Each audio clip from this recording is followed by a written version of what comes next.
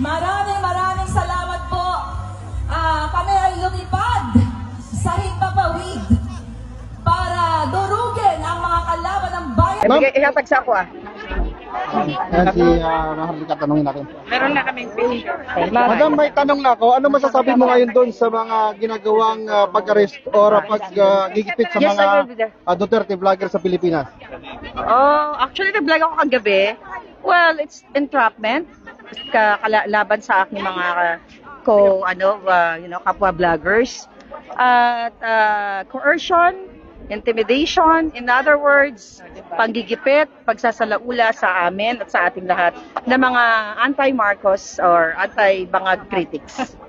So ano masasabi mo naman na sinasabi ng NBI na meron na mga warrant of arrest para dun sa ilang mga vlogger? Ako yun. I've watched that. Ako yung may warrant of arrest. Actually, alam ko na po yung warrant of arrest. 2023 pa lang, nakita ko na yan. May nag-forward sa akin na, mga puting kaas natin na may warrant of arrest ka. Tapos dalawa yan. Tapos may mga parating pa.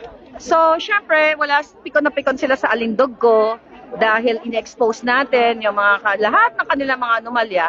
So, yung kanilang evil solution or ultimate solution, gurgur me. Pero pahirapan natin sila. Dapat silang magurgor ng taong bayan. Ma'am, tinatanong nila Palaban! Yes, yan ang Maharlika. Sa may TRICOM, ano ba itong definition ng fake news? Well, na-post ko na rin to, pero iksian ko na lang. Ang definition ng fake news, ito yung ginagawa ng Marcos Jr. So, para sa akin, ito yung pag-gaano nila sa atin, paggigipit, dahil lahat halos na nilalabas ng gobyerno kasinungalingan. Like for example, yung sinasabi nila na hindi sila nagbigay ng memorandum sa mga police. Hawak ko po yung pinost ko na nga yung dokumento nun from the, syempre mga puting asa, nagli-leak sa atin na information.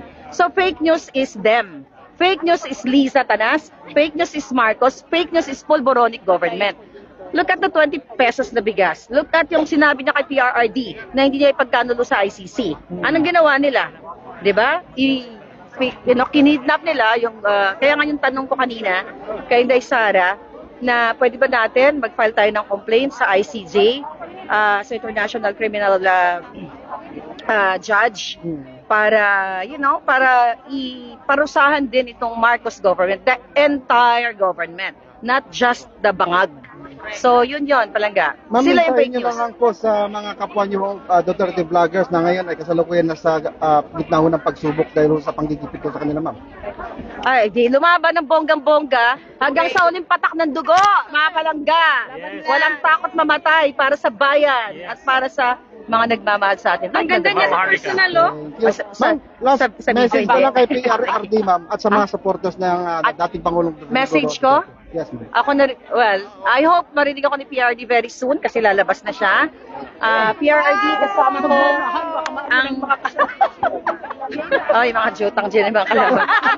Si PRRD, for sure naririnig mo ang mga kababayan ko dito. We love you. And thank you na sa panahon mo ay nagkaroon ng kampante ang mga OFW like us, mga Filipino abroad na pag-uwi namin sa airport, maayos. And now, gulo na naman. But my message to you is stay strong, stay healthy, dahil nandito kami para sa laban na to. We will win. Dito na yung pulburon mo pala. Pulburon yan pala. Ikaw naman. Hindi yan expired pala. Hindi naman ako tumitira ng pulburon na. Thank you pala.